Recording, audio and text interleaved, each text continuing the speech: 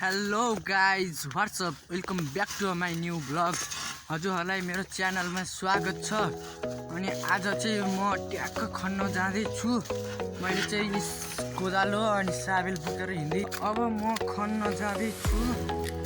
देख्न सक्नुहुन्छ मैले चाहिँ अब यति खन्न बाँकी छ गाइज, होइन? हजुरहरूले देख्न सक्नुहुन्छ। यहाँ चाहिँ हामीले पुरी पनि सक्यौँ गाइज अस्ति नै।